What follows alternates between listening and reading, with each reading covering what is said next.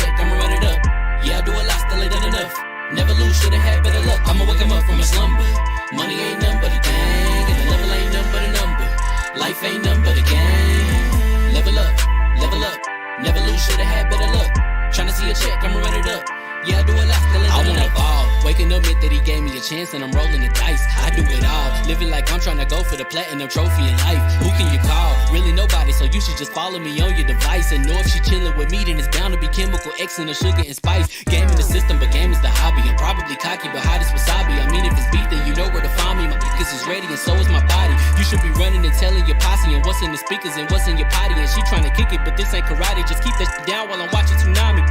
I ain't saying I'm a super nerd, but I told you when we got involved, my idea of a perfect date is a PlayStation and some alcohol. I was role playing on GTA. I'm a good guy, but I got it all. If the world should end, be the first to leave, but the last of us acting naughty, dog. Level up, never lose, should've had better luck. Tryna see a check, I'ma run it up. Yeah, I do a lot, still ain't done enough. Level up, tryna see a check, I'ma run it up. Yeah, I do a lot, still ain't done enough. Never lose, should've had better luck. I'ma wake him up from a slumber. Money ain't nothing but a thing, and the level ain't nothing but a number. Life ain't nothing but a game. Level up, never lose, should've had better luck. Tryna see a check, I'ma run it up. Yeah, I do a lot, still ain't done enough.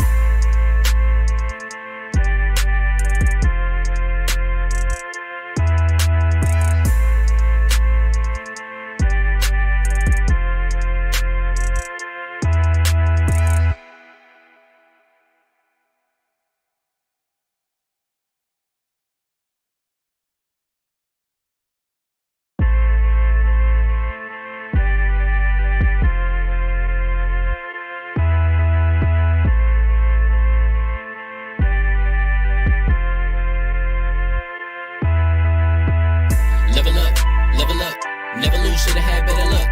Tryna see a check, I'ma run it up. Yeah, I do a lot, still ain't done enough. Level up. Tryna see a check, I'ma run it up. Yeah, I do a lot, still ain't done enough. Never lose, should've had better luck. I'ma wake him up from a slumber. Money ain't nothing but a thing, and the level ain't nothing but a number. Life ain't nothing but a game. Level up. Never lose, should've had better luck. Tryna see a check, I'ma run it up. Yeah, I do a lot, still ain't done enough. Waking up meant that he gave me a chance and I'm rolling the dice. I do it all, living like I'm trying to go for the platinum trophy in life. Who can you call? Really nobody, so you should just follow me on your device. And know if she chillin' with me, then it's bound to be chemical X and the sugar and spice. Game in the system, but game is the hobby. I'm probably cocky, but hot as wasabi. I mean, if it's beef, then you know where to find me. My niggas is ready and so is my body. You should be running and telling your posse and what's in the speakers and what's in your potty. And she trying to kick it, but this ain't karate. Just keep that shit down while I'm watching Tsunami. I ain't saying I'm a super nerd, but I told you when we got involved, my idea of a perfect date is a PlayStation and some alcohol. I was role playing on GTA. I'm a good guy, but I got it all. If the world should end, be the first to leave, but the last of us acting naughty, dog. Level up, never lose, should've had better luck. Tryna see a check, I'ma run it up. Yeah, I do a lot, still ain't done enough. Level up, tryna see a check, I'ma run it up. Yeah, I do a lot, still ain't done enough. Never lose, should've had better luck. I'ma wake him up from a slumber. Money ain't nothing but a thing, and the level ain't nothing but a number. Life ain't nothing but a game. Level up, never lose, should've had better luck. Tryna see a check, I'ma run it up. Yeah, I do a lot, still ain't done enough.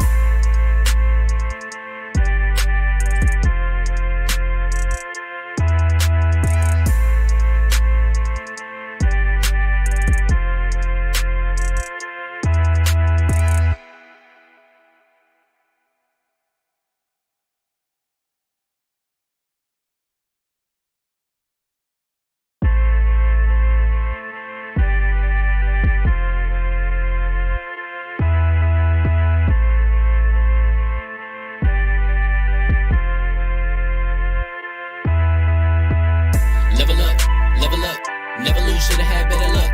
Tryna see a check, I'ma run it up. Yeah, I do a lot, still ain't done enough. Level up. Tryna see a check, I'ma run it up. Yeah, I do a lot, still ain't done enough.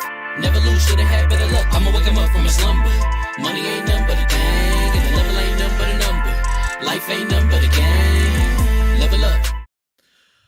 All right, it's entirely too early, and I am. Come on, B. It's right off the bat. It's entirely too early for some of us. Not used to podcasting early, and I'm not used to kind of having to control everything. Right? Usually, I get to come on here. I get to be pretty, right, and just host because the floor hugger My wonderful sister controls everything on the back end, but she's probably asleep and hungover as well because, as we know, she stays up until 5 or 6 in the morning playing video games and drinking. Yep. But we do have a special show today. It is episode 230 of the Double XP podcast. We got some returning guests, some new guests. We got this guy with the thumbs up. He's kind of weird, but he does a lot of work with level1gaming.com. With all that said, what's going on, people? Fame and Tam here from LV1gaming.com. And congratulations, you guys leveled up to 230. This is the Double XP podcast. Yes, I am aware that we are on the Lord's Day, so we will be sure to get out of their way because it is Sunday. We don't mess with our brothers over there at the Iron Lords podcast, and it's also Wild Card Weekend. So get your footballing in. But we're gonna talk about some games. Sports ball. Go sports ball. You know, even though the only game that matters doesn't start until tomorrow when the Cowboys play. It's the only game that matters this weekend, right? I'm just being completely honest. First off, Jazz, I like this red sultry, like you must got some pictures getting ready to release in the background there, man. I like the look you got going, brother. Oh, thank you. It's sort of like it's this color because I'm hungover. So it's sort of like nice little soft orange, you know, not too bright. But like the lighting in here is so bad because it's just the windows in an awkward place. I can't put anything else anywhere, so I sort of have this backlight to offset the window, and I don't know, I'm rambling, but hello. As you guys can see, we do have the great Jazz Corden with us today, making his first appearance on the show. Jazz, how are you doing? Are you feeling okay, my guy? Are you gonna make it? Yeah, I'm gonna make it. We're gonna make it together. We're all gonna make it together. Hey, it's Sunday. I've had a bit of a little party yesterday with some friends, and I needed it after this week. So yeah, I'm jealous, but you've had you know, from our perspective, a good week. You are, you know, one of the top guys in my opinion in this industry. Your name and things you say carry weight. Just before we get going, man, just a little bit about yourself. Take us back, you know, because when I first heard of you, it was way back. You remember Khalil from Tick Podcast, right? He first introduced me like, hey man, this Jazz Corden guy. That's back when you were at Xbox Mad. Am I saying that correctly? It was Xbox Mad. Yeah, right? A little bit about your journey as of late, man, because you can't tweet or say anything without causing up a stir on social media. By the way, like you guys are really like pissing me off with the Scalebound thing. Oh man, Scalebound just won't is the one that just won't die. But yeah, I made Xbox Mad when I was bored at work. Back in the day, I used to work for a group of small charities, and I was like the sole IT guy. So I used to run all our websites and stuff like that, and it was a weird company because we had a couple of private schools. It was like a social enterprises, they called it. So there was like a couple of private schools, and there was also a restaurant, which was really strange, and then a bunch of other random businesses. So I used to like do the website for the restaurant and stuff, and I thought like I'll update my web design knowledge and coding practices, and I need a project to do it with. So I thought I'll make a blog about Xbox. And in my spare time, which was xboxmad.net, if anyone remembers that one from back in the day. Buddy. And now I'm here. It was just meant to be a hobby. It was meant to be a hobby, but yeah, now it's a full-blown career, and I've been very lucky with it, I guess.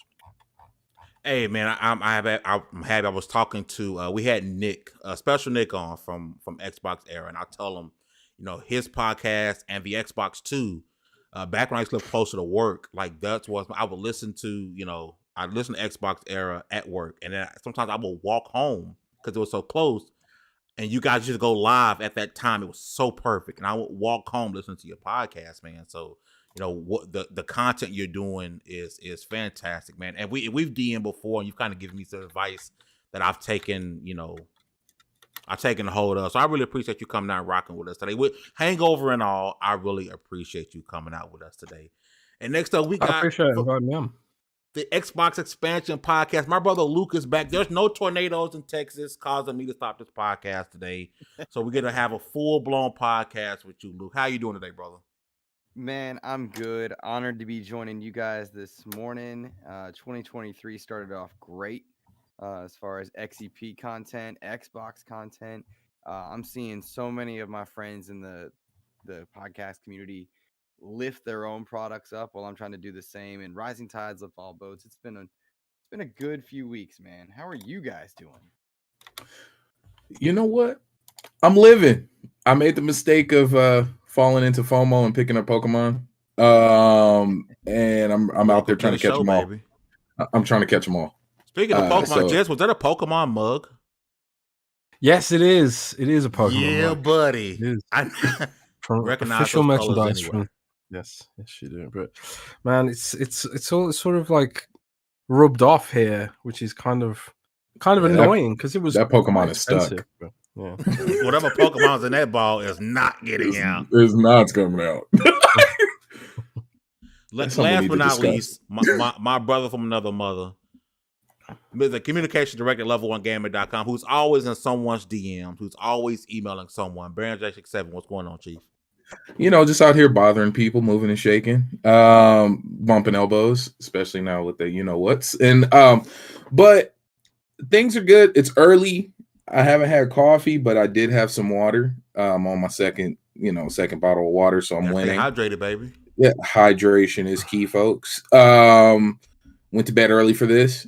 Early being 10, which is still kind of late for some. Old man hours. We're here. We're ready. We got some legends in here. Let's get it going. Listen, and I originally had this podcast was set to go a certain way, right? And then again, Special Nick and Jed, you guys have to flip us upside down here because we're going to start with a game that I finally accepted its death. All right, I finally accepted its death. I really did. I moved on. I no longer talked about it. I no longer thought about what could have been. And then we started the last show before we went live, and I told Nick, I was like, stop with the Scalebound shit. Like, stop it. Don't effing do it. And then it came up during the show for a little bit, and then he let it die. And then Xbox Era podcast came up, and then it's back in the news again. And Jez, you're to blame for this because you were tweeting with him as well. But now we're full blown into the mix of a Scalebound possible revival. And I'm not going to get my hopes up again because I don't believe it. But I'm going to start with you, Jez. Your thoughts on the game that will not die. You on the game or the rumor? What drew up my thoughts on? Okay, what do you mean by that? What rumor has it? Rumor has it. It's in a stage 2 minutes from now. Whether it's a revival or rebooted, whatever the case may be, there's talks to bring it back. That's the rumor. Well, as far as Scalebound's concerned, like it was weird because Scalebound is really strange for me, like professionally, because it was the first game that I interviewed a major industry figure for. I interviewed Hideki Kamiya. Really? Because obviously, I did. It was like I was back in 2017, I want to say. It's the first major interview I ever did with a game dev of that, notoriety. Yeah. And so we saw gameplay footage that the public didn't see. And to this day, I think didn't see. I can barely remember it now, but so I did this interview with him, and I thought it went really well. But that later that day, I noticed he blocked me on Twitter. Yeah. hilarious, right? I Spell don't his know, name but wrong? I don't know. I didn't even post the interview by the time that he blocked me, but whatever. Wait, you So interviewed that him, was and he blocked you without even posting of the interview. yeah. It's weird, man. He's a weird guy, man. But in any case, I don't know. The interview went well, and I was quite interested in Scalebound. I thought it looked interesting. I wasn't a fan of the protagonist. I thought the protagonist was cringe as hell. But I thought like the gameplay premise was quite interesting, and obviously Xbox needed those kind of games, right? The open world action RPG kind of games, which we're still clamoring for as a community, waiting with bated breath for games like Avowed and Starfield and whatever. So, yeah, I mean, it was the game that was supposed to start filling the gaps in their lineup. And I suppose like there's a lot of Platinum's had some really great games, under their belt, but also some really terrible ones, like Babylon's Fall. But then you look at Nier Automata and stuff like that. It's like, would it have been a Babylon's Fall or would it have been a Nier Automata? Like, you want to hope it was their A team working on it or whatever, and that it could have become some kind, a classic Platinum game, because they can really deliver in certain circumstances. So I think that's why it's so mythological almost, that people just wondering what could have been. This could have been like a classic Platinum game that was exclusive to Xbox, like Bayonetta, or something. I don't know. But as pertains to rumors, man, Nick says a lot of things, doesn't he? I have a question, like a genuine question about that.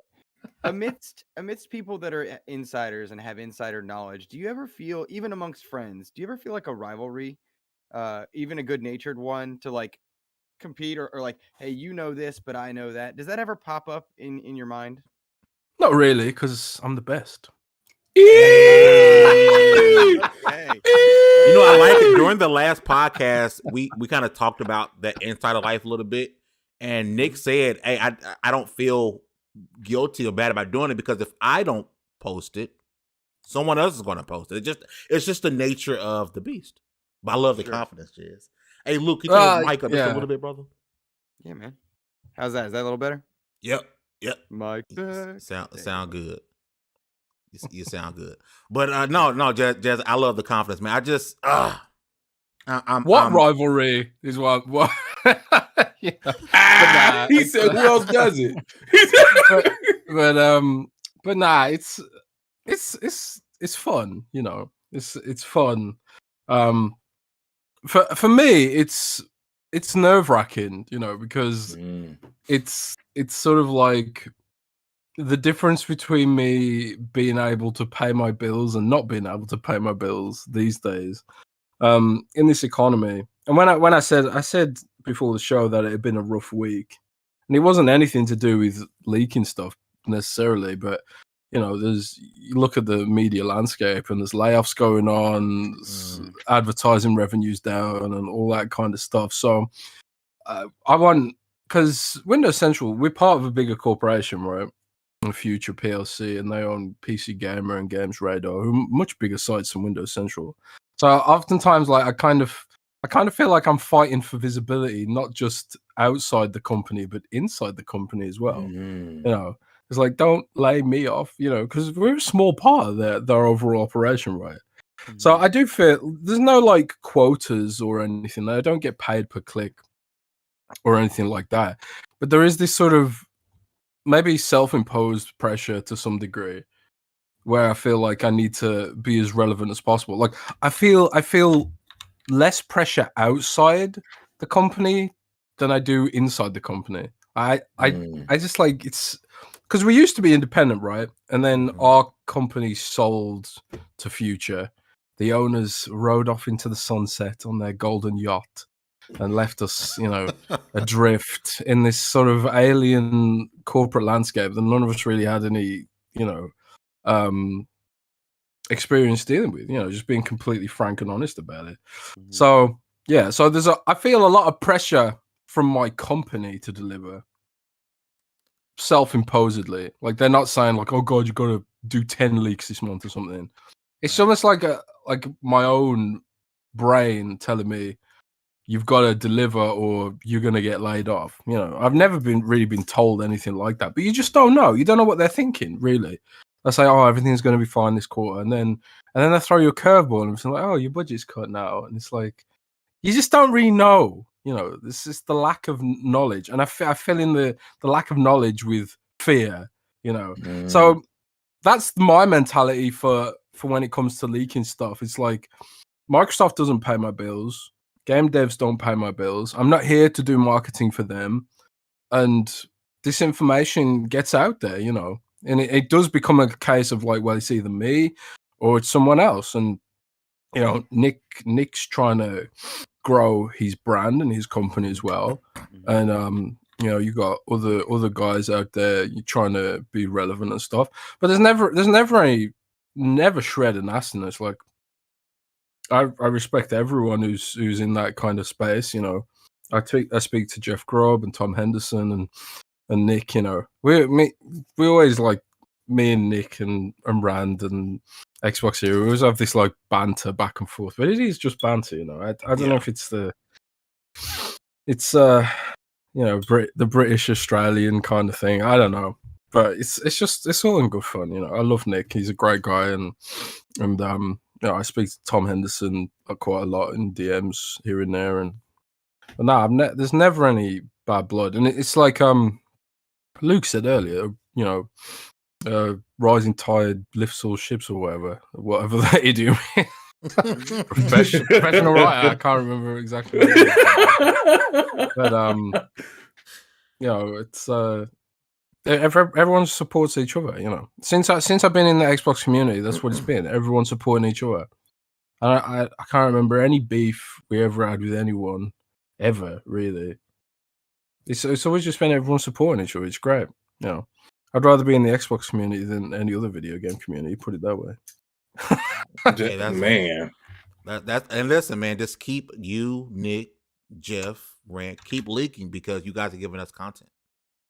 Yeah, you guys give us something to talk about every single week, right? So I appreciate you. God damn it, y'all better be right on Scalebound. Well, I can't say y'all. This goes on Nick. That's Nick's. That's all on Nick, man. I ain't saying nothing about Scalebound coming back. That's a Nick thing, man. Because damn it, I was ready to let it. I did let it go, and I'd be damned if he gets me excited for nothing. I made fun of this man every week. Like I really like seriously. Him and then Hugger with Anthem. Like I would just sit and poke fun every week. What I honestly hope comes out of this is I hope you guys get cemented in like history because now the game gets so much ridiculous hype that all of a sudden somebody with enough money in their pockets throws it and gets the game made. Like I just at this point I need credits in this game for hanging on when everyone else left. Just being honest. But Luke, I'm gonna swing it over to you, brother, and your thoughts on Nick setting the world on fire by letting us know that Scalebound just may be a thing again. Well, I didn't hear Nick's specific words, so I want to preface that. But as far as Scalebound being a thing at all, money does talk. Name and panache does matter. And if you're trying to make a splash, whether you're Microsoft, whether you're Platinum, if you're trying to make a splash of any kind and get news articles written, get content creators talking, just the suggestion that it could come back will do that. Scalebound has a neat aesthetic. Regardless of how it plays or anything else, it does look unique in its genre, particularly on an Xbox platform. So from that perspective, I find it very exciting. I would have loved to check out and play Scalebound based on what my mind created it to be in looking at it. I didn't get to play it or anything like that. I will say, well, not just Corden. Yeah. I'm not on that caliber, of course. But, you know, when I see it, it's something I wanted to experience in 2017. Do I want to experience that? Do I actually want to experience that in 2023, 2024? or do I want kind of the modernized version? Probably the modernized version, of course.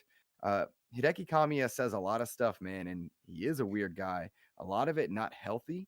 Platinum, I would argue, not a healthy company to be in business with because of the risk is high, the rewards potentially very high, the misses pretty darn bad. Jez correctly cited several games that have flopped, and you never know which team you're getting. When you're buying a platinum game, you don't know which game it is until it's out. So, do I want Scalebound to come back? Truth? Yeah, I'd love to see what that is, but I don't want to see what it is at the expense of other stuff, new things, or more properly curated things. Xbox does not need Scalebound the way it perhaps did years ago. So there's that element of it. But would I buy it day one out of morbid curiosity? Yeah, I sure would. Just want to know at this point. Don't you have It's a Game cool Pass? game. I do have Game Pass. Oh, yeah. Oh, Jez Corden officially leaked. No. Let's start typing. Guys, please cite your sources appropriately. And note that the Xbox expansion pass was on the panel as well. Just somewhere in there. It's all Jez Corden on random podcasts. Like, no. What's the next? Nah, I honestly haven't heard like. Well, I've heard the rumor, being shared around that basically what Nick heard, I think. But where I got this information from, it was just like not something I would consider even approaching concrete. So it's not something that I really put any belief in right now, personally. Yeah, I don't know if Nick's got something more concrete. I doubt it, but if he does, I'm on the record. I'll say like Nick was right. I said before I didn't think the Gears collection was real, and Nick's always been out there saying the Gears collection is real. It's real. That was his, right? If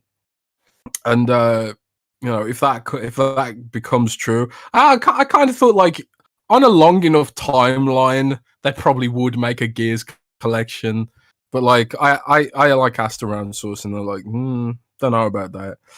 So if it comes true, yeah, I'll be like, yep, that was Nick's. Nick got it right, But I ain't putting any belief in that Scalebound's coming back right now.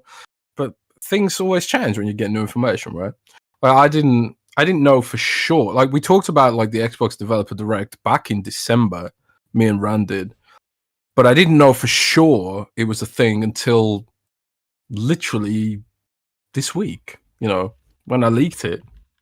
Because I was like, oh, okay, now I've got the press release, yeah, new information always changes position and things. But if I had to go with my gut instinct, I'd be like, does Microsoft really want to dredge that back up?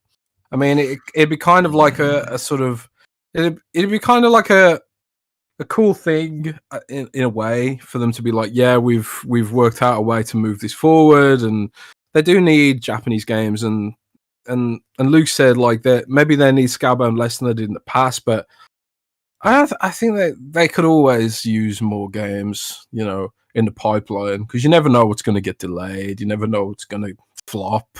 The more bullets they got in the chamber, the more likely they're going to hit something, I guess. Microsoft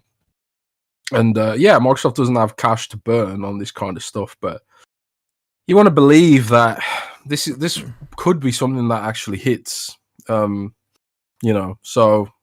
I would like to see them give it a go, but I'd rather, like Luke said as well, I don't know if I'd want to see it at the expense of other things. I'd rather have a Gears Tactics 2, to be honest, or something like that.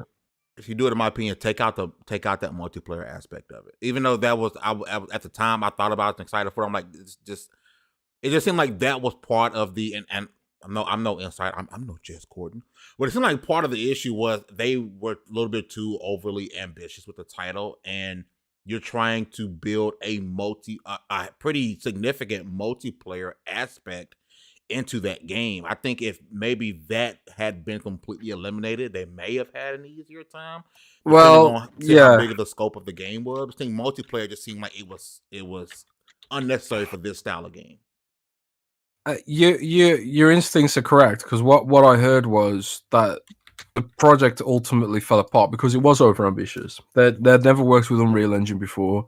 They had to work with Unreal Engine specifically because of the multiplayer aspiration.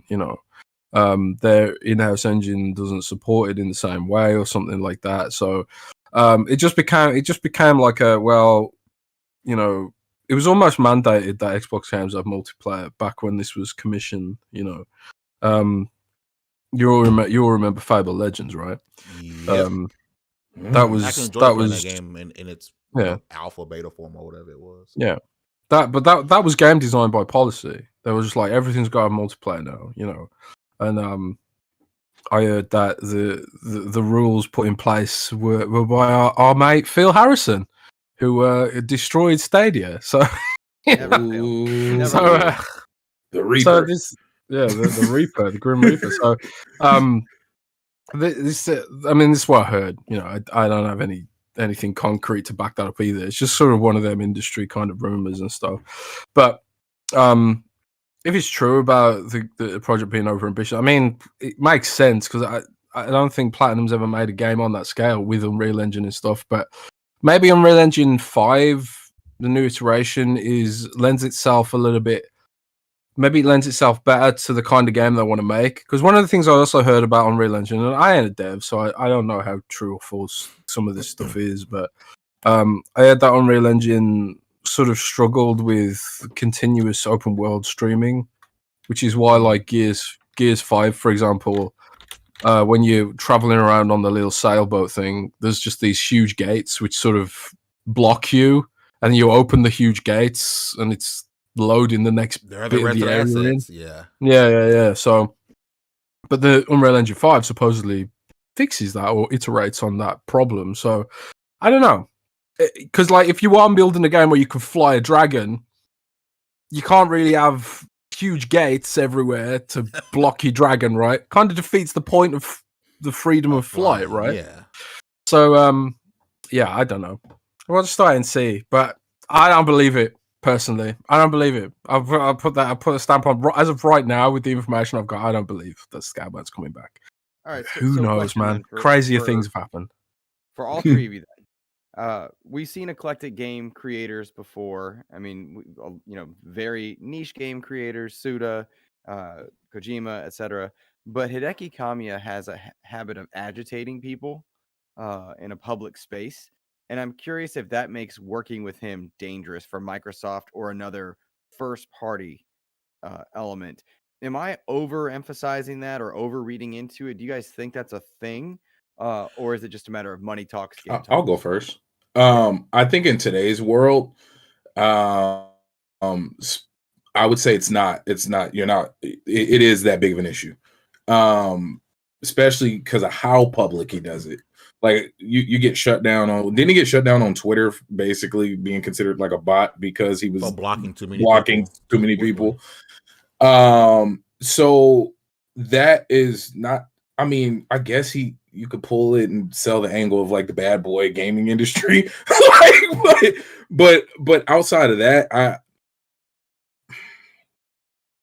not for Scalebound. Because the thing about Scalebound, it would have to be perfect. Let's say if it did, like they worked with him and all the magic happened, the game would have to be borderline perfect. Otherwise, it would be seen as a big failure from jump. Like, why'd they do it? Yeah, I can see that. I can see if it doesn't come out and it's not a hit, and especially if it's not a hit in Japan, right? Then I could see it being seen as a failure because you've sat on it for so long, and even if it came out and it got a 80 Metacritic, right? 81 Metacritic. That, for all intents and purposes, that's a good game, right?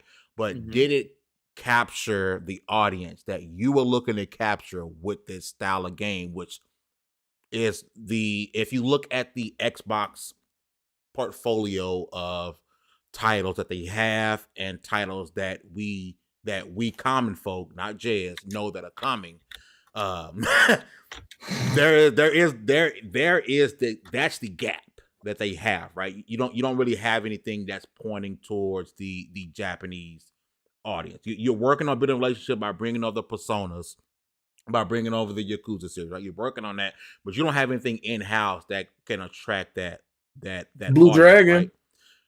Well, I mean now, Oh, you know. So I can see, for all intents and purposes, it can be looked at as a failure if it doesn't bring in that Japanese audience. It sort of has to be flawless. It has to be good. It has to, when you say you're gonna release it, you need to release it. It needs to run steady. It needs to feel like, a action, RPG. It needs to feel like a Japanese game, because they have the Western RPG thing tied up, right? With the Bethesda Studios and Obsidian, you have that tied up, right? But that's the gap. And so I can see, if that game isn't overly successful, it can be looked at as a bit of a failure in the point, in the stance of, did I bring in the audience into Xbox that I was aiming for? Gotcha.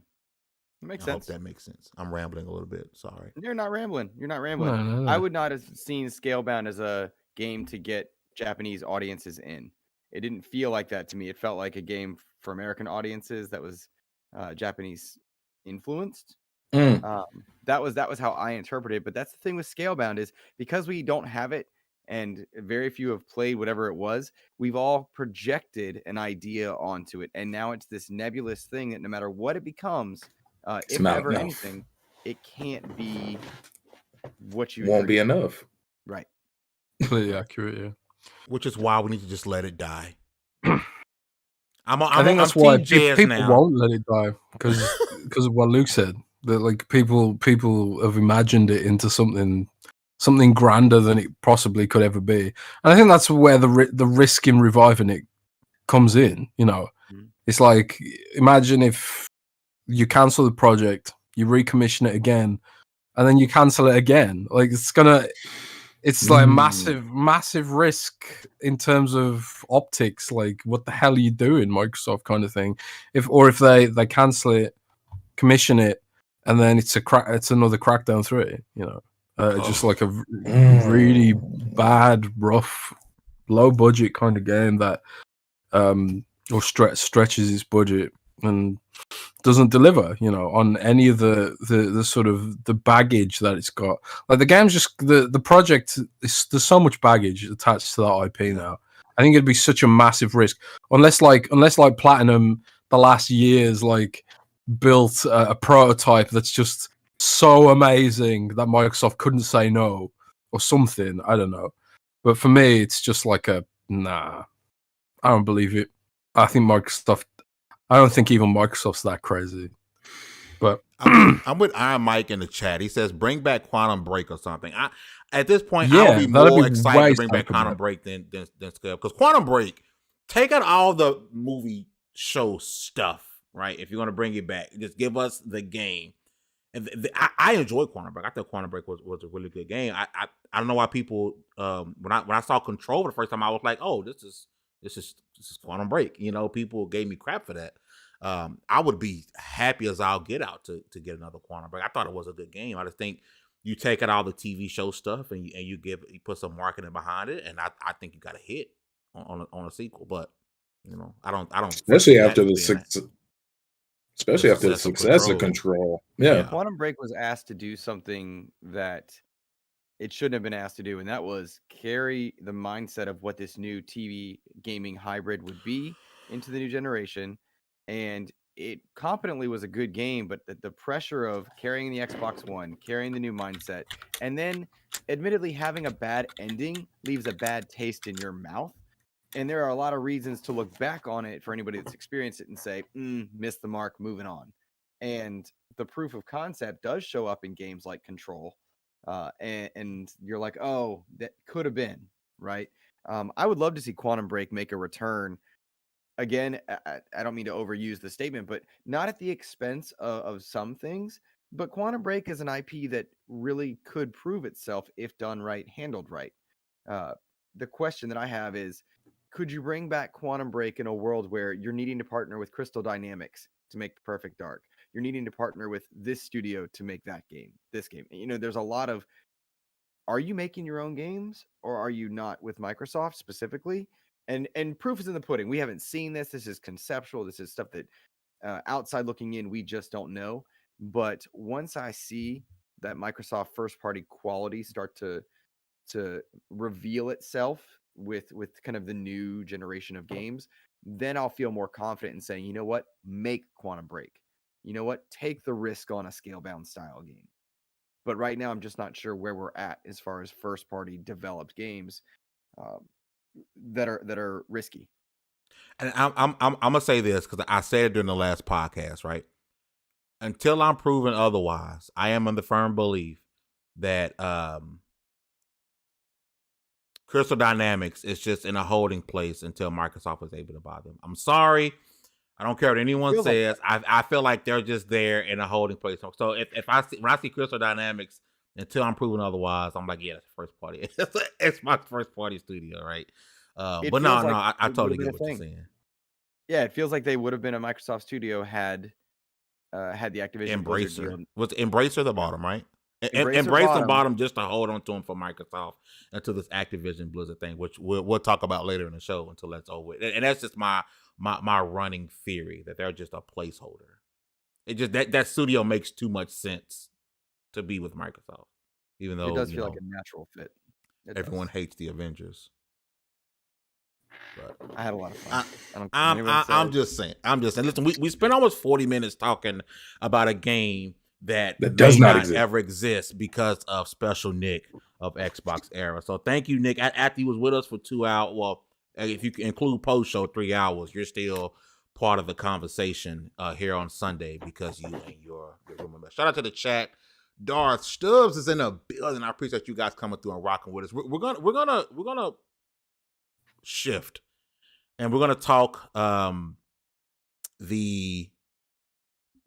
don't know who reported it. I'm gonna say because I read the Bloomberg article that Google is now joining Sony, PlayStation, and their fight against this Activision Blizzard merger. It comes out that Google and Nvidia, even though Nvidia is saying that they don't necessarily oppose this, but they do have some concerns. It seems like Google and JS was a victim of a fake tweet, by the way. Good grief, that tweet spread and I was like, no way in hell this is real. So shout out to you, JS, for being so popular that people make things up about you. I love it.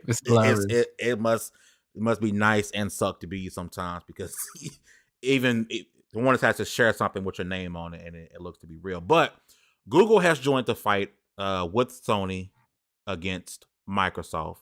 Big bad Google. And I'm gonna get your thoughts on this. I'm gonna start with you, Luke. Your thoughts on Google. Man. It's almost like you're playing Smash. Google has joined the fight. Your thoughts on Google stepping in and somewhat Nvidia. Well, I think it's no surprise that a competitor to Microsoft would have a problem with a deal that might strengthen Microsoft. I don't think that's at all surprising, and we shouldn't be shocked by it. Baron, I'm hearing you're typing. Oh, I'm so sorry. It's like Google and I tell him his keyboard is loud. He don't listen. Mechanical baby. So it's not surprising to me that a competitor to Microsoft would have an issue with Microsoft getting stronger. That is unsurprising. What's interesting to me is that in one aspect, Google and Nvidia would be frustrated with Microsoft, and then in another place, they would encourage Microsoft to step in and be supportive of them. That's just business 101. You've got the monopoly, duopoly elements of the app stores going on in one place where you would want Microsoft to come in. And in other places, you're like, oh, no, not the gaming space. Do I really care? No. In truth, I'm exhausted by this deal and who cares about what and the other.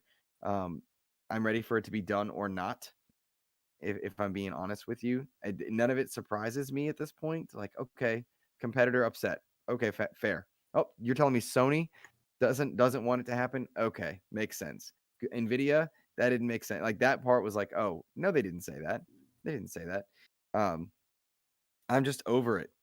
And I hate being a bad panel member on this topic, but I just don't care. I'm so past my threshold of caring about it. I'm just ready for it to happen or not.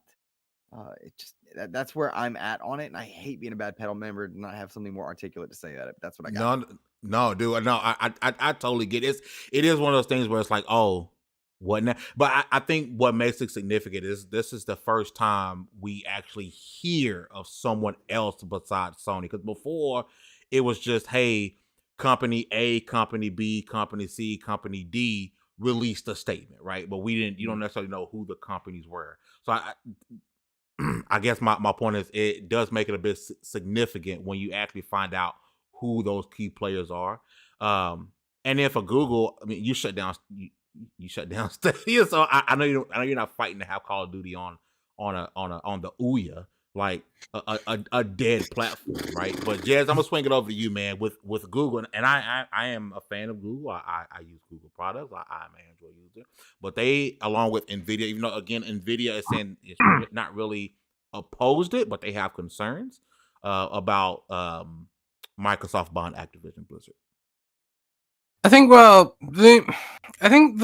headlines that was it Bloomberg? I think that was, I believe.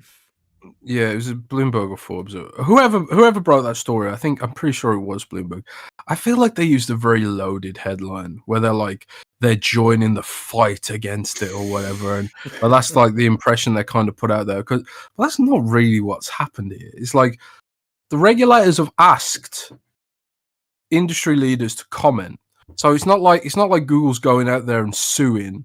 It's not like the I don't know if you guys followed the massive lawsuit Amazon threw at Microsoft when Microsoft won the Pentagon contract or whatever.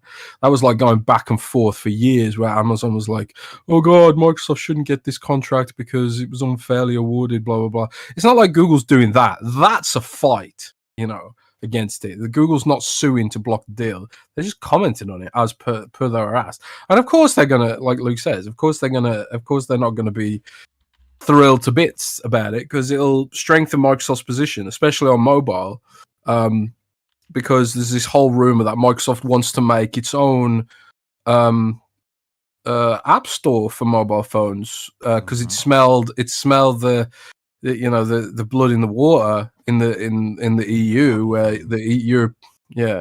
European Union is going to force Apple and Google to make it easier to in Apple's case, make it possible at all. But they want to bring more visibility to the idea that you can install competing app stores on Google and then make it so Apple will let people install competing app stores on iPhone, because they're harming innovation with their sort of protectionism over these operating systems. And they do have a duopoly, and they've enjoyed exclusivity on blanket exclusivity on mobile for however many years now, and that they're in a position to push up prices.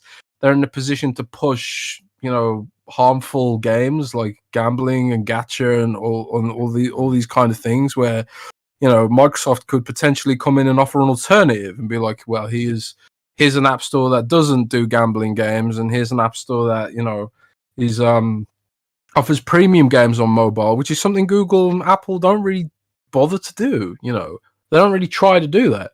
So there's a benefit there to consumers in breaking that duopoly and having the clout of Call of Duty Mobile and Candy Crush, and then teaming up with Epic Games, because Epic Games will be all over this as well with Fortnite and Rocket League Mobile, or whatever it's called, and they'll have enough clout to be like, really bring some serious competition and break that open and bring some actual competition to the mobile gaming space, which is far bigger than the console space, to the tune of billions of gamers, right?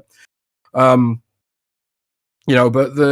the regulators don't see anything like that, because Sony's the one who's fighting against the deal, and they've managed to very cleverly frame the whole argument around Call of Duty when really it's about mobile. And so I think like having Nvidia and Google speak up is actually probably a good thing, because it'll be like regulators will be able to see like, oh, there's other aspects to this deal and we know Google has a monopoly in certain aspects, and Google voluntarily exited the cloud gaming market. So who gives a shit what they say, what they think about that? And and of course Nvidia is going to try and win some kind of concession for cloud gaming stuff, because that's one of the other so-called concerns that the FTC has, is about the cloud gaming market, which doesn't exist right now. I hate that they're trying to separate it from the actual. They're trying to make it two separate entities, and that's annoying because it's not. It's all the same. Yeah, I mean it's complicated potentially. I mean, I can see Nvidia's argument that like they won't have access to certain content in perpetuity, but that's already the case. They don't have access to Battle.net games on GeForce Now. They don't have access to Call of Duty on GeForce Now because they don't have a deal with Activision. And there's nothing to suggest they're going to have a deal with Activision if this deal gets blocked. Nothing to suggest that'll happen either. So I think like it's smart on Nvidia's part to be like, well, we kind of want to have this game as well, and the regulators are dumb as hell, so they'll be like, "Oh yeah, they should have Call of Duty. Everyone should have Call of Duty because it's so super important for some reason." Just because Sony's framed it that way. And I say, fine, let Nvidia have it. Like, who cares, frankly? Because it doesn't matter as long as it's in Game Pass. Consumers win. It's about getting this content in Game Pass and not having to pay $70 for it. That's the benefit for consumers. Who cares if Nvidia has that content as well? Who cares? It's about getting this content into streaming services and making streaming services a bigger deal than they are right now, and subscription services, because ultimately, say what you want about how Spotify and Netflix have changed their respective industries. The value is undeniable. It's undeniable. I remember when I was a kid, and like it was like you could buy. I'm from a poor family, man, and it's like you could buy like a few CDs a year or something. And now for the same amount of money, I get every song in existence. And yeah, there's the whole ethics debate about are artists compensated enough, but I don't see Taylor Swift struggling, frankly. I don't see Lady Gaga having issues with money, and or Khalees as because Jazz wanted all the smoke.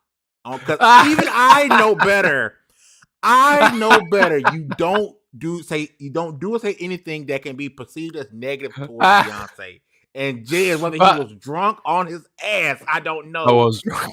Said Khalees over Beyonce. My milkshake brought Jazz to the yard because we were just so like when I go out with my friends, we end up like at their place and drinking and just listening to music, and I queuing up, all connecting to YouTube, and then just queuing up songs onto the TV while drinking, and chilling out. And I queued up some Khalees, and then my friend was like explaining to me that there was some beef between Khalees and Beyonce lately or something. And I was like, I'm gonna tweet this out. And she was like, no, don't do it. I was like, I'm gonna do it. I'm gonna do it. You're a brave man. Luckily, nobody noticed. I don't think there's a lot of crossover between the Xbox community and the Beehive, as it were. Lucky, because I wouldn't have survived. This is the second article that's going to be written about Jez's comments today. First, we have Scalebound. The next one, Jez Corden hates Beyonce. Oh, there we go, bro. Here comes the Beyonce Starfield Super Bowl ad. Oh, he doubled down. Beyonce and Starfield Super Bowl ad. Khalees is better.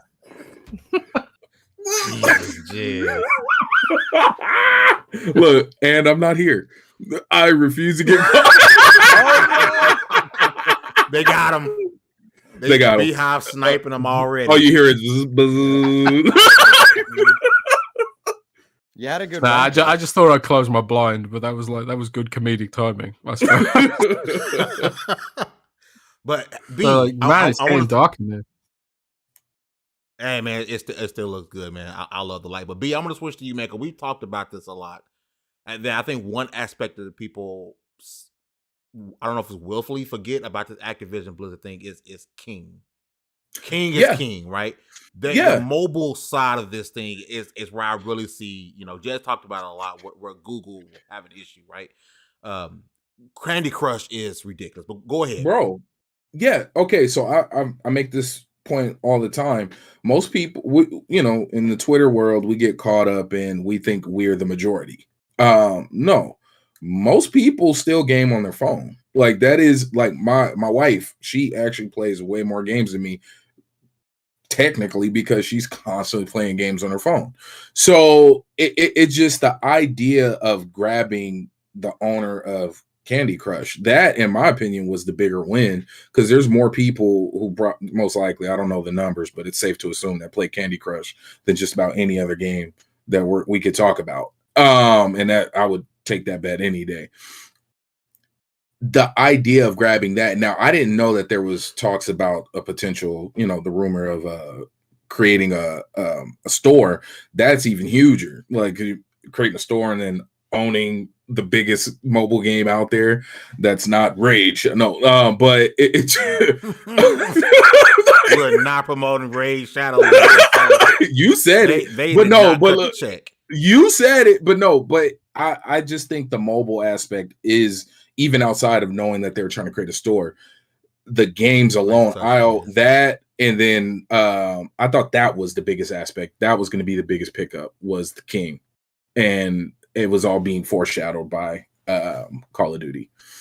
Not even Activision as a whole, Call of Duty. You see, now I got to go on Amazon and find me some lights I can control from my phone. Nice touch you got there. That green, I was like, oh, look at him. He really showing out today when he had the green up. Nice touch. I need like a light over here, really. But, yeah, we'll just open a white web page instead. Hey man, I used to do that back when I before I got my house. I lived in an apartment and the lighting was terrible, and so I would literally have a monitor up with just a white page, and that's where I got my light from. I got a little light here, but the battery's just constantly flat. So I don't know. The lighting's hard, man. It's hard. I want to ask this question, and I want to start with you, Luke. Yeah, man. Are you still playing Halo Infinite? Yeah, man. I still play Halo Infinite pretty regularly. No matter what, you can argue content all day, and I'll hear and acknowledge you. That gameplay is sublime. It is. They've done a great job in recent months with fixing battle pass progression, giving free mini battle passes, things to unlock. You could see the blueprint if you were an early player, but now it's starting to come into fruition. More maps are in rotation. They need more big team love. They definitely need some things to happen, but it's really moving in the right direction as far as servicing an online community. But the gameplay has always been fantastic. So to go in with my buds every few days, and we rotate between Call of Duty, between Halo Infinite, between Sea of Thieves, between Fortnite. It's among the rotation for us. Mm-hmm. So because it's not our sole game, we don't get burned out. That's how you play, I think, a lot of games nowadays, or how you should play a lot of games, because if you play just that one, looking at you, Jez, World of Warcraft.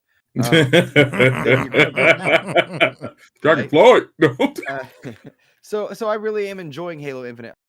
I'm excited for some of the things that are on the way that I know about. Not like an insider, but like that we know are coming. No, don't misunderstand. What we know is coming. I'm excited for. Put his jazz hat on for a second.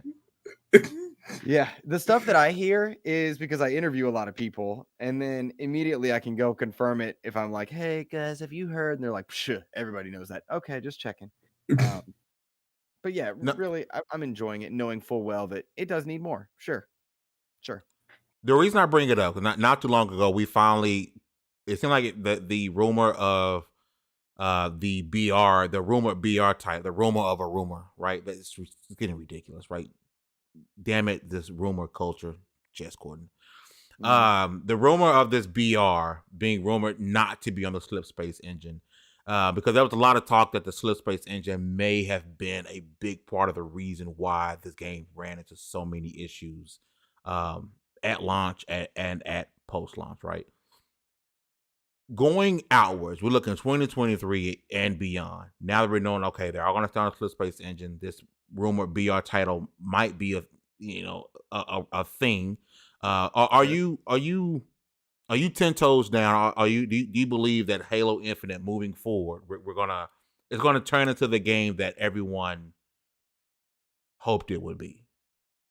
No, it cannot be the game everyone hoped it would be, because everybody hopes for something different with Halo.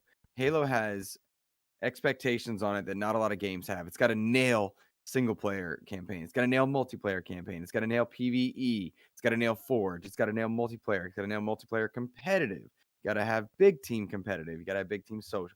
There's a lot that people go to Halo for because of the legacy. Where did you enter into the franchise? How is the writing? What's the acting going to be? So no, it can never be what everyone wants it to be. But in a lot of categories, it did deliver. In a lot of categories, it failed to meet expectations after launch. So the idea of a Halo Battle Royale, whether it's part of Halo Infinite or separate, is endearing. I really like that idea. I think that you can do a lot with the Halo world, universe, and gameplay in other genres. I think it's ripe for a battle royale. You've got, orbital drops bringing, supplies in, vehicles bringing things in. For goodness sakes, they and the Coalition / Epic Games did a great job at creating horde mode and firefight and PvE in general. They just nailed that. We haven't seen that since Halo Reach did 4 and 5. I don't know. It's losing me in this moment. But we need those things to keep a healthy, diverse player set alive for Halo Infinite, because there are so many ways to access the game via cloud, via console, via PC. You want to have it to service as many people as possible. I don't think the idea of a Halo changing engines is realistic. Maybe instead what you're doing is, all right, now we're creating something that's Halo based in a new engine. That would be enticing to me, but I doubt transitioning engines is a thing that ever was realistically going to happen. At least not for Halo Infinite. But do I want Battle Royale with Halo? Absolutely. Do I want PvE with Halo? Yes. Do I want more chances to play with Halo vehicles? Yes. Do I want a lot of things for Halo? Absolutely. Halo is very mismanaged in the last few years. Very much so. As a transmedia IP franchise, that show is disastrous. Even though there were parts of it I was like, yeah, I like it. The further away from it I am, I'm looking at The Last of Us. I'm like, come on, man. The Last of Us seemingly nailed it. We haven't seen the first episode yet, but people who have say they're nailing it. Yeah. I mean, Sonic's got 2 good movies and a good show on Netflix. Mario's getting a movie that somehow looks like it's really nailing it. How does Halo botch it when you've got so many examples of sci-fi to do it right and so many examples within Halo of doing it wrong? Nightfall. Bro. Those commercials. Do you remember the commercials for was it Reach or man, those live action commercials? I thought those were the greatest things on earth. Like come on, man. It's frustrating. And so I've talked a lot. Halo's missed its potential, but it will always miss its potential. That's the nature of the beast. It delivered a lot. Let's not forget what it gave us, because you go back to play it now. You're going to have fun. Is it what you wanted? That's more personal. It's a more personal take. Don't judge me. I can only describe the look that Jazz initially gave as almost disgust. Jazz, I want to get your thoughts on Halo and the franchise moving forward. 2023 and beyond. Your thoughts on the franchise. I think the issue with Halo is, right, when it comes to transmedia, making games that meet expectations, is the sort of underlying content is just not very good. So like when you try and make you talk about like making a Last of Us TV show, it's like, yeah, that's easy because Last of Us is good, but is Halo actually that good, or is it just a load of nostalgia? Is it just rose tinted glasses? Wow. Because I'm not. Yes. Nothing in Halo was original from the beginning. Nothing about Halo was. Seriously, like nothing about Halo was special. It just came out at a certain time, and I just think a First lot of this rose Beyonce, tinted now glasses. Halo. Yeah, I said it before. And I say it again. I'm not a Halo fan. Like anyone who follows my work and our podcast and stuff. Luke's comforted there. I'll be right now. But no, it's just my personal opinion, my personal feelings about it. Like I've never been a big Halo guy ever, and I just I've always had this feeling that it was just massively overrated. So I'm just like I can't imagine a good Halo TV show or even a good Halo game, because what people want it to be it's different for every person. I remember the discourse about sprint being in the game, man. And people were like overanalyzing the fact that Halo has sprint in it. Yeah, and people are overanalyzing the fact Halo has sprint in it. And I'm just like, shouldn't you overanalyze whether it's actually good or not? Who cares if it's got sprint in it? Damn it, Jazz Corden! I'm triggered like a white lady at Starbucks. right now. Well, you pick up Halo and it plays well. It's tight. The gunplay is good and all that kind of stuff. But it just feels so uninspired to me. It really does. And I kind of think like the problem they've got with Halo is, I mean, just trolling aside for a second. The problem they've got with Halo is that everyone wants something different out of it. The fans are so hardcore that they won't allow any kind of reboot or progress or change. Not too much changes. Like Halo Infinite felt like it went back in some ways to me. Like I missed the ground pound from like, was it Halo 5 that had that? I think. Mm-hmm. Yep. I was like, that's cool as shit. Nice. And now they've removed it because it wasn't Halo enough. Boo fucking who? Like, why don't you let these guys iterate and add new stuff? The most like the most like basic form of sprint, that I've ever seen in the game, and that is too much. People calling it Call of Duty, and I'm like, come. God. Like, I just like. I think they should let it die. Let the franchise die, and let 343 make something new that they're passionate about. Because clearly, like the people who made Halo great, they've moved on. A lot of them have. Like the what's left in 343 is basically a Halo factory, and it's kind of like the similar situation Ubisoft finds itself in, where it's like they're making Assassin's Creed because it's a known brand. They're making Halo because it's a known brand, but are the people who made these games and these franchises, the people who are passionate about them, and had a vision for them as the creators, they've moved on, and it's kind of telling that recently, World of Warcraft, for example, has suddenly gotten a lot better the last few years. And I can't help but wonder if it's just because Mikey Barr is there. Mikey Barr is a hardcore World of Warcraft fanboy, and he's been at Blizzard running the show now. And every single decision they made in the new Warcraft expansion is the product of fan feedback and what a fan would do, rather than like, just sort of mixing the bowl and hoping something good comes out of it. And and also the Blizzard have hired Chris Metzen again, who created World of Warcraft back in the day. they've hired him again after like he's been retired for 10 years, and they've managed to get him back because they know if they want this game to be successful, they need the original creators with the vision. And I know Halo has, you know, Joseph Staten and stuff like that, but it's kind of, I wonder if that's enough with a game like Halo. Can I counterpoint a few thoughts? Sure.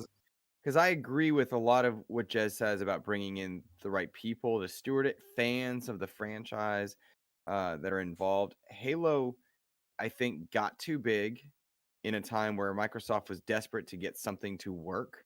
And so they poured money and people into Halo during the Xbox One era, trying to bring back the glory days, when in fact Call of Duty has robbed you of those glory days.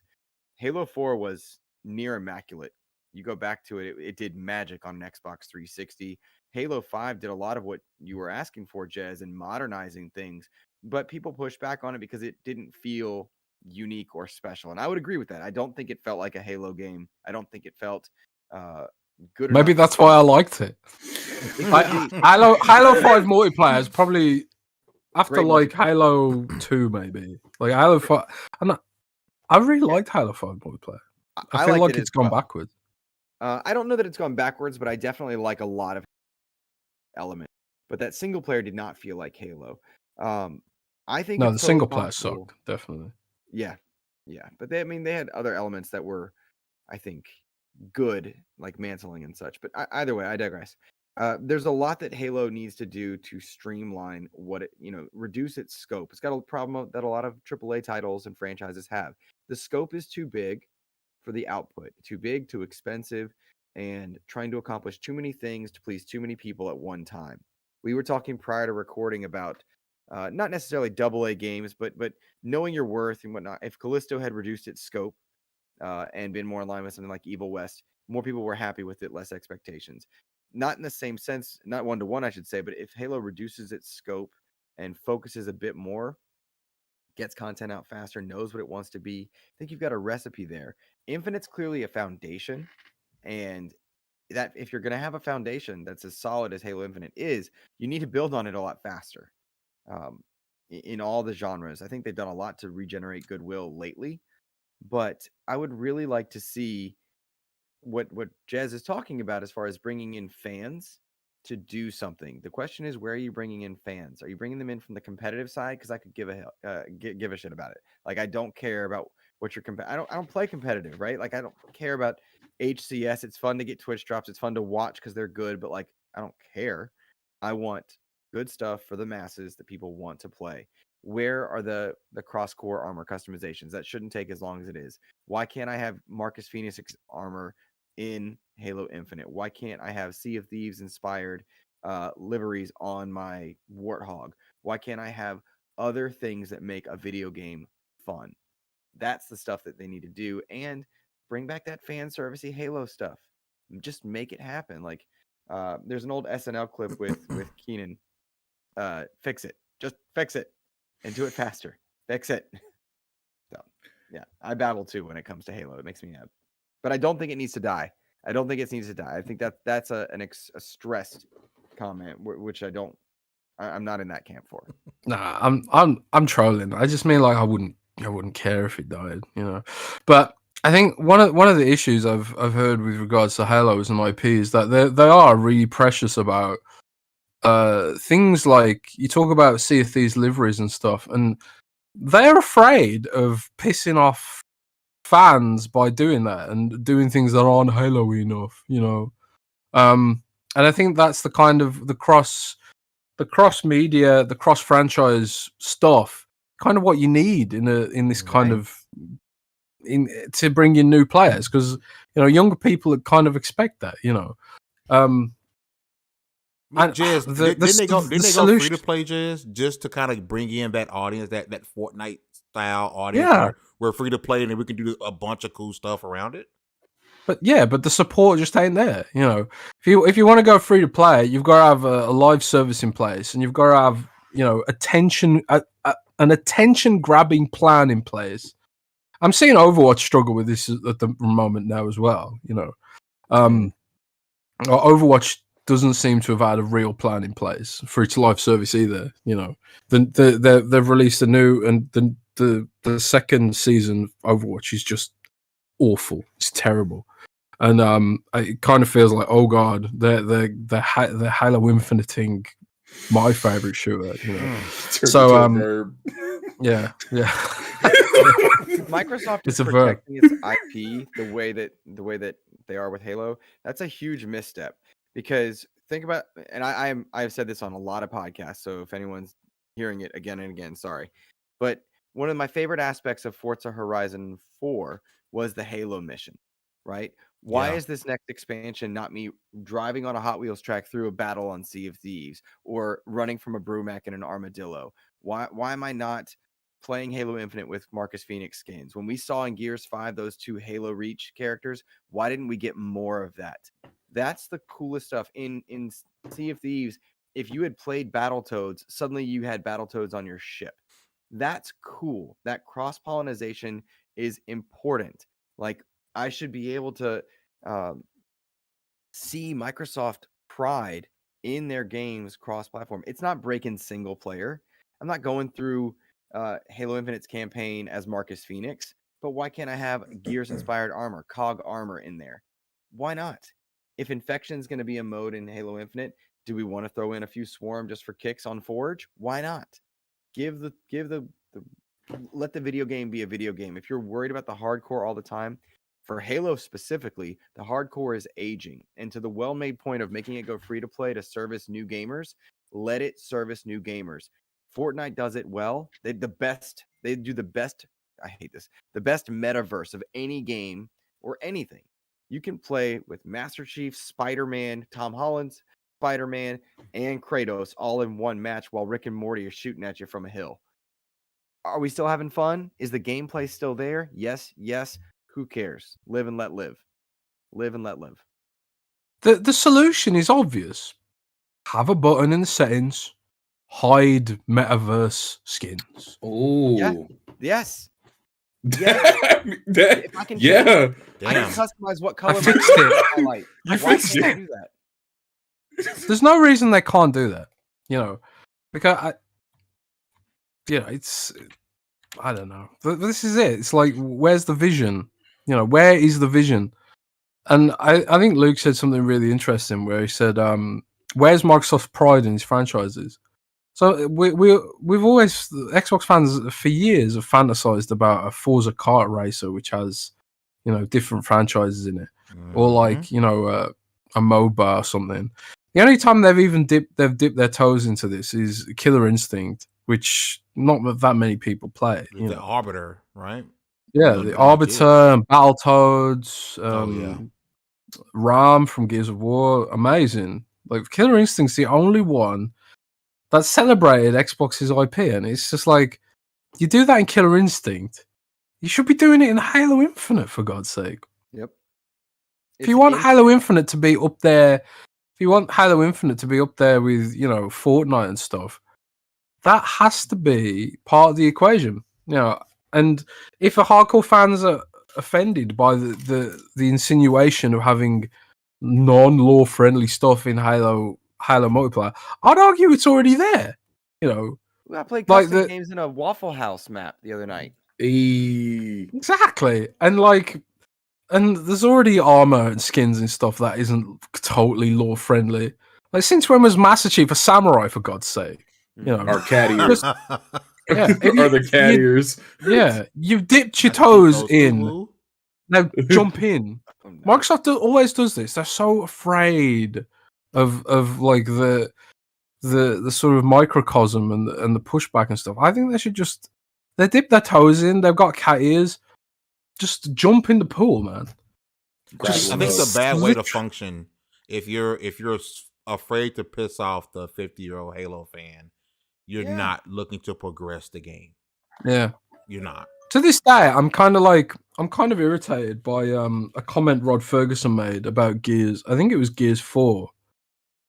It was either Gears 4 or Gears 5, where he said, like, we've got to betray fans' expectations to evolve the franchise, you know, and try new things. And I'm just like, I'm just like, yeah, they're gonna do something new and fresh with Gears, and it's just like, but they haven't. It's just the same again, and I can't help but feel like it's this trepidation, this fear.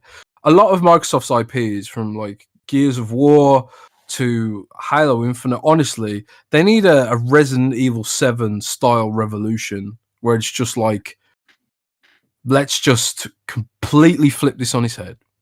Yep. And Gears of War survival game, you're going through by yourself. Swarm are coming up at you, or Locust, whichever area you want to be in. First person. Spec Ops for Halo. You're playing a Spec Ops style game with Halo, with all those cool armors. Yeah, like when I saw think about it, boys, when I saw that grapple hook, my mind was in Titanfall. I was like, they really dropped the ball with the grappling hook. I'm in. We haven't seen the Mantis in Halo Infinite. That grappling hook is entirely too short and too slow to reload. I want those moments where I can play in the universe outside of it. Where's the third person Halo experience? Because it's awesome when you pick up a Gatling gun in Infinite and you're like, oh, I see my armors. Yeah. This is dope. You know, like there's so many possibilities. Let's do it. Like, just do it. And here's the thing, if you're not going to begin to make some of these wholesale changes, let the studios make something else. Yeah. Like, let Coalition do something outside of Gears. Let 343 do something outside of Halo. For all intents and purposes, yes, Playground has two separate studios, two separate games, but you know, if the Forza Horizon side wants to branch off some, heck, I have no issue with games like Pentiment, like that being made. You take a subsection of the studio and let them go off and make a game like that. I have no issue. Even before Ninja Theory was part of Microsoft, right? They were actually split and were making different games at different places, right? So I had no issue with them trying to do something like Bleeding Edge, right? If you don't want them to change the formula, okay. And if you don't want to, you know, obviously you're not going to get rid of the franchise. You put this game on a break. And you let it, if you want to use the entire studio, that's fine. Or like some of them, because 343 is a massive studio, right? Take 100 or so of those devs and let them go make something else. Yeah. I have no issue with that. I think that's what's needed at this point, right? Let me see. I want to go to this one question. We're gonna switch to the last topic. I remember we dipped on it a little bit, and then I think Jazz opened up the can of worms again when he brought up Gears again. But Locante says, Jazz, I gotta ask, have you heard anything regarding Nick's Gears of War collection talk over the last year straight now?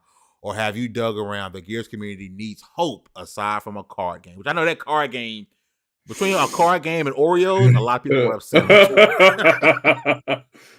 Well, I had similar rumors about the Gears collection recently. When Nick first talked about it, I asked around, and I was basically given a definitive no from a very good source, which kind of made me think there's crossed wires here somehow, and maybe it's something people want internally, but nothing's actually been signed yet. The rumors came up again recently, but again, it's sort of like, it's similar to Scalebound. It's not something I consider to be concrete yet. But I think, like, on a long enough timeline, a Gears collection probably would happen. You know, it just kind of makes sense. Slow hanging fruit. You know, they're doing Fallout 4 remaster, for example. They've re-released Skyrim like 20 times. Why not do it with Gears? You know, put all the maps into one package. I don't know what you call it. Asynchronous multiplayer across all the different versions of the game, playlists or whatever you want to call it. I don't know. It kind of just makes sense. Low hanging fruit, right? Port it to Unreal Engine 5, add ray tracing and whatever. I don't know. So I think it will happen. I think it's kind of inevitable, but I'm still not willing to say that particular rumor is definitely a thing right now, because I like having some form of physical evidence before I'm willing to fully believe that kind of stuff. So Nick might be right. There's always rumors about a Gears collection floating around, but I don't know if I believe it right now personally. Similar to the Scalebound stuff, but we'll see. I know the PC community would appreciate it because they currently on PC you can only play Gears Ultimate and then 4 and 5. So there's still 2 missing. There's 3 missing, and then the one that everyone hated that I actually enjoyed, Judgment. People hated Judgment so much. I didn't think it was that bad. I didn't think it was that bad, but I know for a fact that the PC community would appreciate 2 and 3. Yeah, and I mean Xbox community too, right? I mean to be able to play those games on Unreal Engine 5 and playing it at the best it's ever looked, right? But I think for those who have never experienced it, that'd be absolutely great. I do want to switch to the last topic because we do have the Xbox Developer Direct coming next Wednesday. Somebody on this panel, and was it Baron who broke the news? Jazz. Jazz originally broke the news of the Xbox Developer Direct. We talked a little bit about it last week. I want to talk about it more so as in we do know we're getting Redfall, which, by the way, I said it before, I said it again, I'm more excited for Redfall than I am for Starfield. I think Redfall is going to be absolutely amazing. Between Redfall, some ZeniMax Online stuff, we got Forza Motorsport. This is what we're getting right now because these are the games that are in that. We're talking about all the games are coming out within the next 12 months. Now we're on the back end of that 12 months, or in the last 6 months of that. These are the games that they are going to talk about. But what I really want to talk about along with that is Xbox in 2023. My fear is that we won't have a repeat of 2022. We definitely won't have that. But will there be enough first party content to sort of make up for a lot of fans how the last couple of years have went? I still am on the notion that Starfield's not coming out until October, November. I don't believe it's in that 12-month span. I just don't believe it. And then we're hearing rumors about Hellblade possibly releasing this year, which I am Hellblade 2, which I'm a big fan of Hellblade, but I don't believe it. Luke, I want to go over to you and looking at the landscape of Xbox in 2023, seeing how we're at the beginning of the year, we can sort of guess and project out. Seeing how what we're getting from the Xbox Direct, what Xbox has in a chamber. How is your outlook look for Xbox in 2023? Cautiously optimistic. As an Xbox primary gamer in 2022, no new first parties was a hit, but also we got a lot of great ongoing content. Microsoft does a good job at servicing its communities in terms of online delivery. You think about Sea of Thieves, it got fantastic updates in 2022, which brought in new players. It was exciting for a lot of people. Season 8 really hit off quite well. In the latter portion of 2022, Halo Infinite did get a lot of really good stuff with that Forge update with campaign co-op. There was a lot to look forward to there. What is it? Forza Horizon gets a lot of ongoing support still. Grounded hit its full release. Pentiment came out, which is not a game for me, but still came out. It's a game for someone. There was and people are liking it. Microsoft Flight Simulator is there and still getting content. So that's a lot of stuff that in our podcast community we don't necessarily always latch on to and talk about because new is the new hotness always. So in 2023, it's hard to say, Microsoft's going to deliver because we've had a lot of years where it's the mark. But if you take a step back, you do see that they have been doing a good job at bringing content to a lot of places.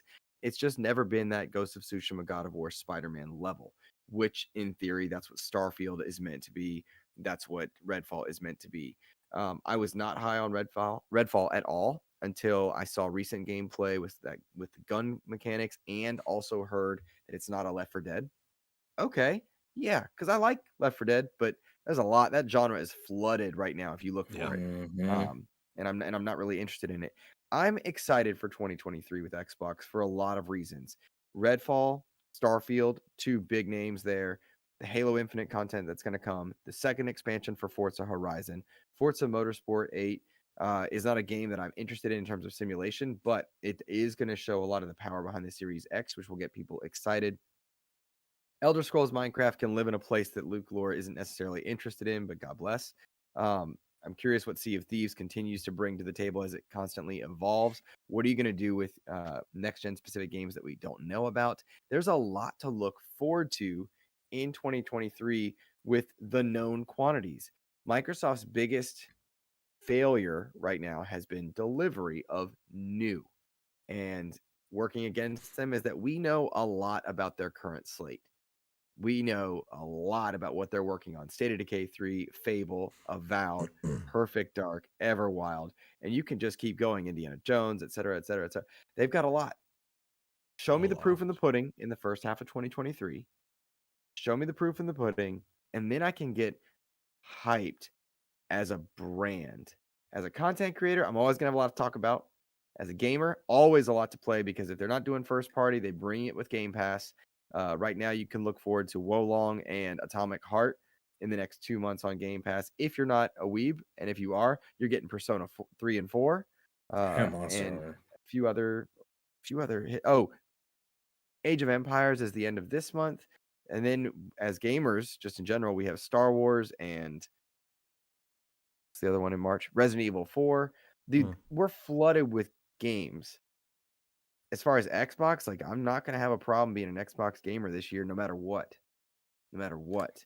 Proof's in the pudding as far as first party. That's a lot to unpack, but step back from the podcast only mentality. And if you're picking up a box or you've got a box, you got stuff to play. Sure. Damn. Did that answer your question? Well put. Well put. Jez, I'm gonna swing over to you and your outlook for Xbox in 2023. Again, we know about the things that have been, I don't want to use the word promised, but slated to release over the next 6 months.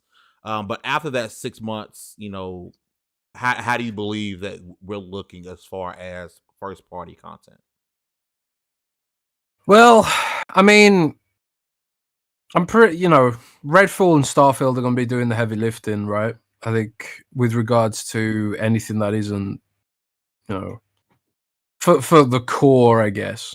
Like, I still consider like stuff like Forza to be like a specialist genre, but games like Redfall and Starfield, they go a little bit further beyond, that niche. There's not a lot of crossover potentially with, like, not every Redfall fan will want to play Forza Motorsport, and not even every Forza Horizon fan will necessarily want to play Forza Motorsport.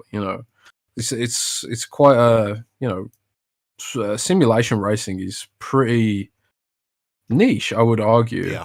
So there is like that to consider when it comes to Forza, but Redfall and Starfield should be surefire kind of like, these are going to be big deal across the whole industry.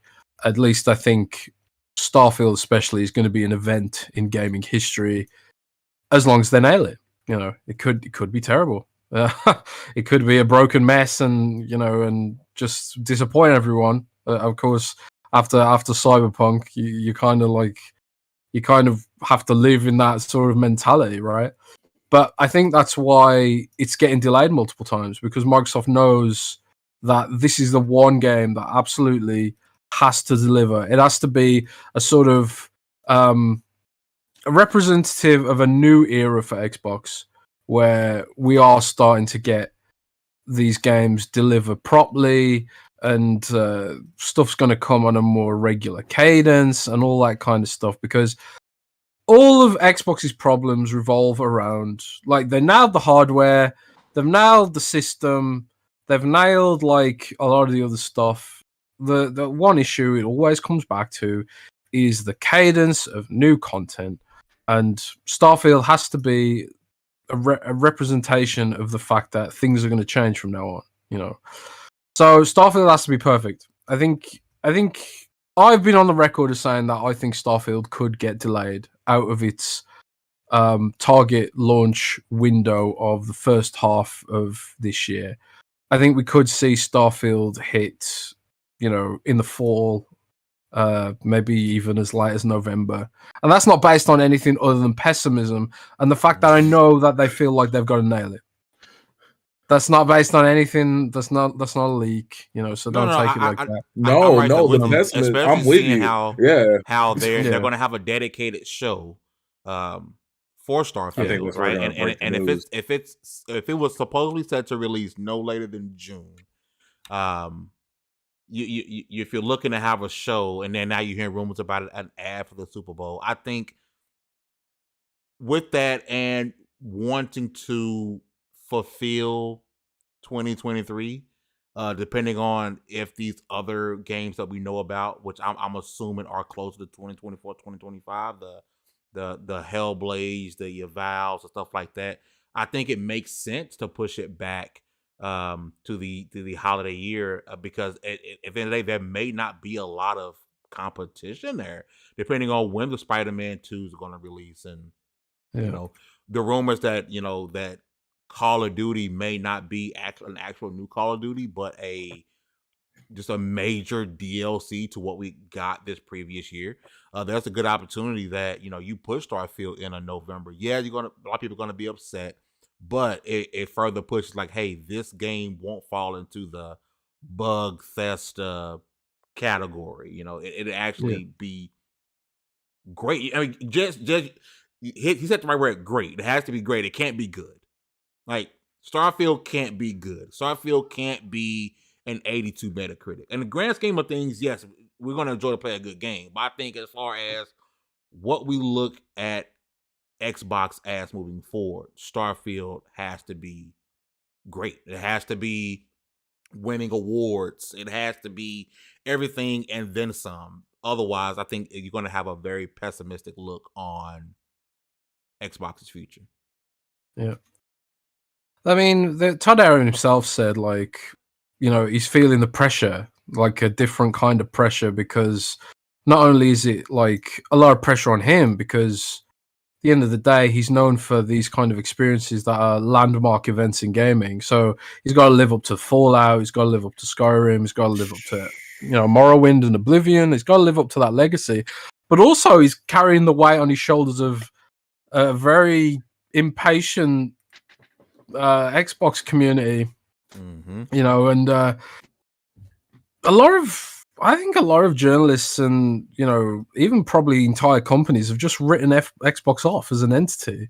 There's that Capcom survey from a little while ago where they were like, what platforms do you buy games on? Nintendo Switch, PC, mobile, PlayStation, or other. They didn't even list Xbox as a platform. And it's like, man, if even like Capcom is throwing Xbox under the bus like this, Xbox has a lot to prove, So yeah, there's a lot riding on this, absurd amount riding on this, and I bet there's a lot of nerves at Microsoft about the quality and and the flexibility to just delay if it needs more time to be absolutely perfect. And I'm totally down with that. Make it perfect. Make it an event, because at the end of the day, once the game's out, no one's going to be talking about the fact that it was delayed for however long it takes. Nobody's going to be talking about that. They're just going to be enjoying the game. I know a lot of people don't want to hear that right now, and they don't want to accept the fact that it might be delayed, and and act like they've got some kind of entitlement to it not being delayed or whatever. But that's the situation we're in right now. There's a lot riding on this. There's a lot of pressure to make it as good as it can be, and I think that's fine, because once it comes out, no one will care. All right, B. But you got the last word, brother. Oh, I'm so sorry. How can I follow Jess Corden? Hey, man. No, but honestly, when it comes to this year, I think they need to pivot more into, I know they're doing the Xbox Developer Direct. I think they need to switch to a Direct. Like the fact that there hasn't been anything outside of tweets saying that we're getting both Persona 3 and Persona 4 and Monster Hunter Rises this month, if I'm not mistaken, or today, or like a couple days. Those are huge games. Give us a little more, put more emphasis, be more prideful in what you have. Like that, third-party Direct. Yeah, why not? Or just have little small 5 to 10 minute directs with your major your monthly releases. Don't just do an image panel, do a small, hey, this is what's coming to Game Pass. Yep. Like it's real simple. 10, 15 minutes. Nintendo randomly throws them out there. It makes you. I think the problem is they have great stuff and they're doing great things, but they don't talk about it or promote it in a proper way to where people notice it. It almost just okay, we're getting Monster Hunter Rise for no extra cost outside of what you're already paying, and most people already have the year subscription, whatever. That's a huge game. Like, Monster Hunter Rise is a huge game. And you just get an image on Twitter. Here you go. Yeah, it's coming. Like, no, get behind. I think that will help boost and alleviate a lot of the worry, because the worry is there. Like, I've been looking forward to Starfield so much so that even if we got a review copy, I'm not going to review it. Like, I've said that on the podcast because I want to just dive into that game and collect cups for like 1,000 hours. But they really, really need to talk a little bit more about what they have going or what they have, because the whole 12-month thing, that could fall short. Like, I truly do believe if Starfield comes out before June, I'll be shocked. Like, shocked. I'm anticipating winter, like a December release. Winter is coming. Winter is coming. Listen, yes, Stubbs. They really didn't promote Hive Busters. I did a piece on that. I got killed. I got killed for that article, and I was told I was every achievement on the planet. every achievement, because I ran it with you. Every achievement past the second mission was a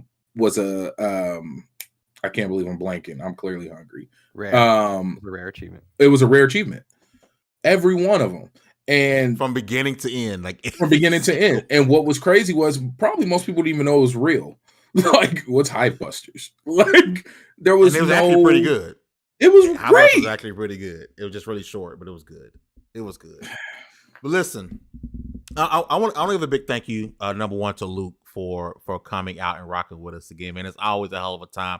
And J.S. Corden for having a hell of a night apparently, and still getting up and coming out and rocking with us, man. It was definitely a pleasure.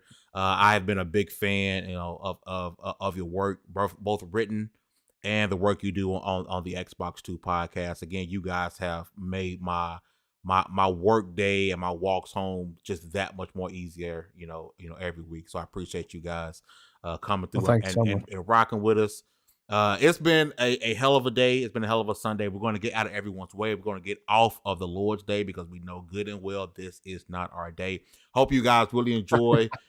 Yeah, there you go. Get the ILP shirt. See, we have no issue, promoting those guys. We love those guys. At one point, we were teammates back at Tick. So we're going to always show love to the Outlaws podcast. Those are our brothers over there. Again, Luke, Jez, I appreciate you guys once again. Baron, I know it's like 4:00 in the morning for you as well. I appreciate you coming and getting up with me this morning and rocking with these guys. We hope you guys enjoyed the show. We'll be back on Wednesday. We'll be announcing some new guests we'll be having with us every week for the WSP podcast, which goes live every Wednesday, 6 p.m. CST. With all that said, congratulations. You guys leveled up to 230. This was WSP podcast. I'll see you guys on Wednesday. Get your game news from LV1gaming.com. Go follow Jez and Luke. Peace.